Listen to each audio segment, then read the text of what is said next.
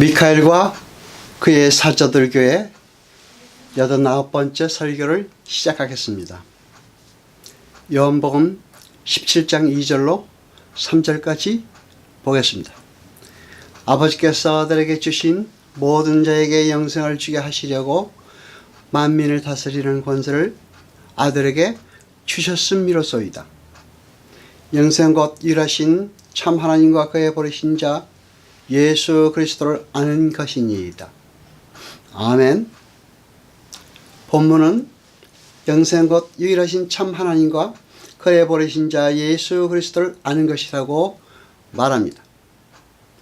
영생은 영원히 죽지 않고 사는 것이다 라고 설명하지 않은 것에 유의를 해야 합니다. 본문에서의 영생이란 영원한 사는 것이 아니라 참 하나님과 그의 보내신 자 예수 그리스도를 아는 것이라고 말하고 있습니다.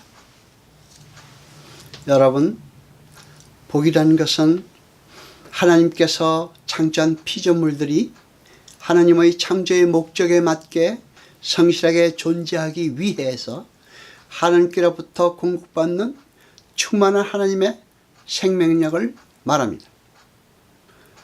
그러니까 쉽게 말해 하나님의 창조의 목적에 맞게 하나님의 뜻대로 존재하고 살아가는 피조물들에게 쏟아지는 하나님의 은혜를 복이라고 합니다. 그렇게 창조주 하나님께 순종하며 하나님의 창조의 목적대로 성실하게 살아가는 존재의 상태를 영생이라고 합니다. 그런데 그 삶은 하나님의 크심과 그분의 성품과 그분의 능력을 알며 자기 자신의 무력함을 아는 것에서 비로소 시작됩니다. 그래서 주님은 영생을 가르쳐 하나님과 하나님의 보내신 자 예수 그리스도를 아는 것이라고 말씀하신 것입니다. 예수님께서는 자아숭배의 삶, 불순종의 삶을 살고 있는 죽은 자들에게 다시 생명을 허락하시기 위해 예수 그리스도로서 땅에 오셨습니다. 그리고는 그들의 모든 죄를 십자가에서 다 도말하시고 하나님이 요구하시는 순종의 삶, 즉 영생을 완벽하게 살아내시고는 그 삶을 하나님께서 택하신 자들에게 은혜의 선물로 전가시켜 주셨습니다. 그래서 이제 하나님의 은혜를 입은 자들이 죄 없는 삶, 순종하는 삶, 그러한 삶을 살게 된 것입니다. 요한복음 6장 51절로 54절까지 보겠습니다. 51절과 54절을 보겠습니다. 나는 하늘로서 내려온 산떡이니 사람이 이 떡을 먹으면 영생하리라. 나의 줄 떡은 곧 세상의 생명을 위한 내 살이로라 하시니라. 내 살을 먹고 내 피를 마시는 자는 영생을 가졌고 마지막 날에 내가 그를 다시 살리리라. 아멘. 여러분, 우리는 예수님의 살과 피의 덕분으로 영생을 얻었습니다. 그런데 문제는 예수님이 그렇게 하나님의 은혜로 구원을 얻은 자들이 여전히 이 죄악의 세상에서 육신의 몸을 입고 일정 기간을 살아내야 한다는 것입니다.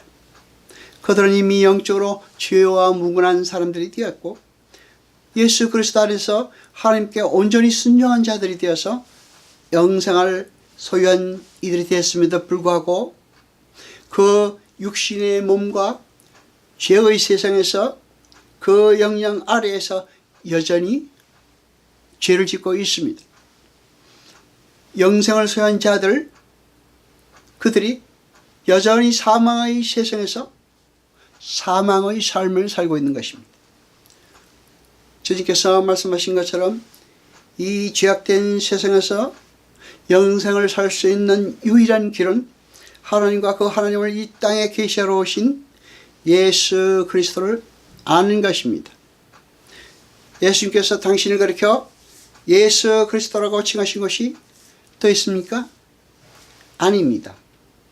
예수 그리스도라고 칭한 것은 여기 단 한 군데뿐입니다. 여러분, 예수님께서 당신을 굳이 그리스도, 즉 메시아라고 계시를 하신 이유가 무엇이겠습니까? 영생은 메시아신 예수의 오심의 이유를 알고 그를 부르신 하나님의 마음을 아는 것임을 알려주기 위해 당신을 가리켜 예수 그리스도라고 칭하신 것이고, 그 예수 그리스도를 안 것이 영생을 사는 유일한 길이라고 말씀하신 것입니다. 그러니까 우리는 이 세상에서 우리가 경험할 수 있는 그 영생은 환경과 조건이 변하고 그런 말미암아 행복과 평안이 오는 그런 것, 혹은 우리의 삶이 업그레이드 되어 순결하게 되는 그러한 삶, 그런 경험을 할 수 있는 삶이 아닙니다.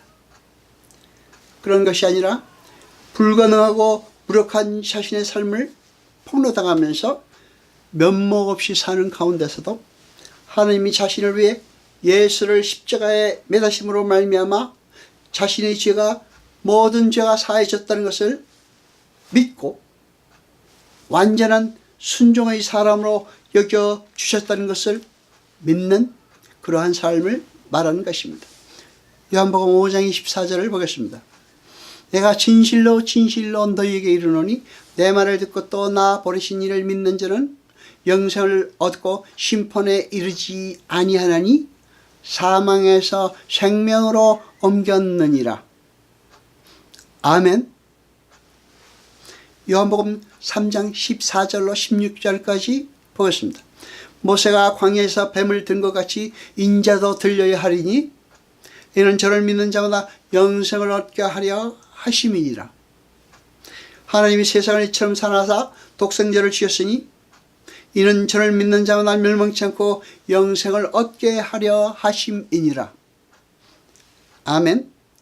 요한복음 3장 36절을 보겠습니다. 아들을 믿는 자는 영생이 있고 아들을 순종치 아니하는 자는 영생을 보지 못하고 도리어 하나님의 진노가 그 위에 머물러 있느니라. 아멘.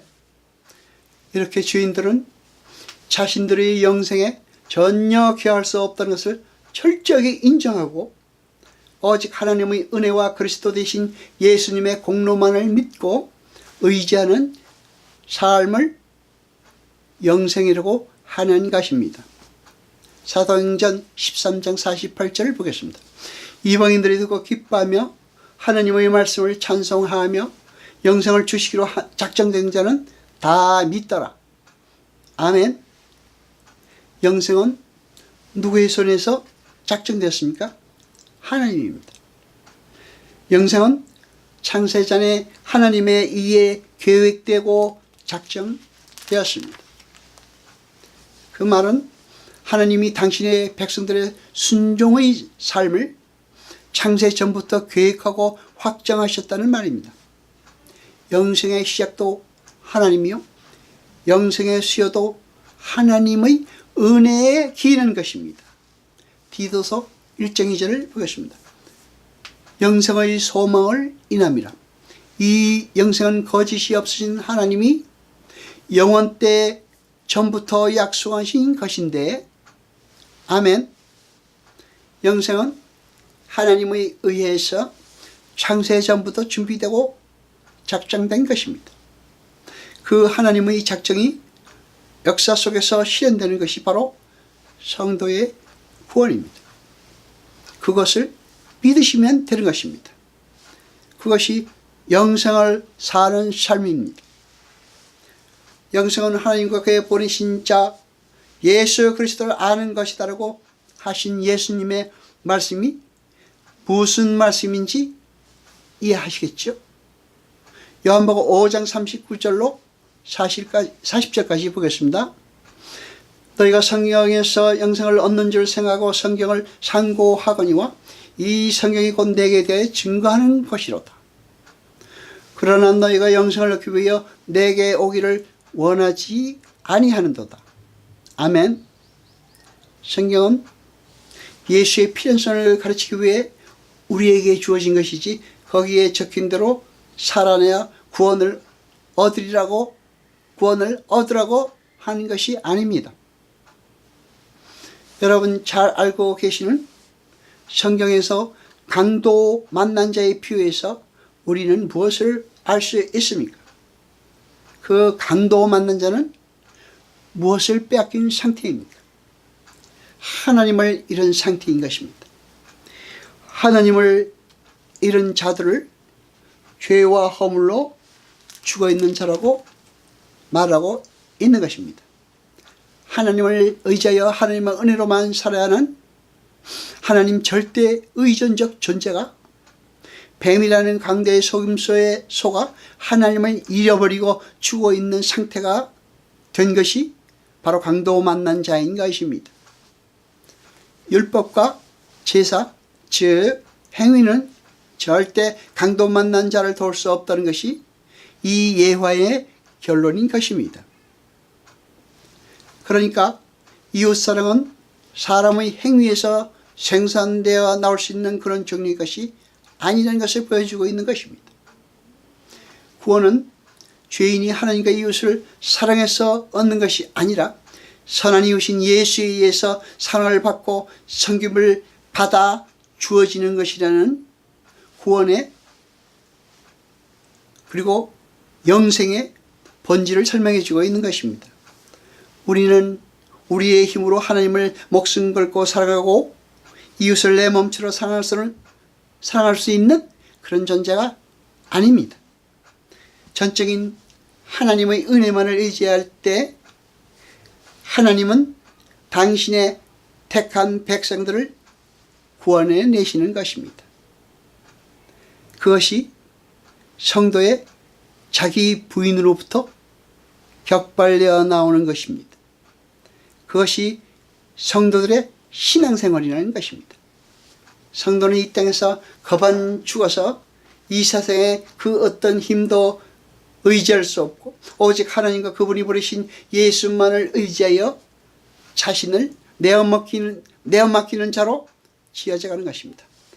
그러한 이들에게 내 뜻, 내 꿈, 내 비전, 내 야망, 내 의견이 있겠습니까?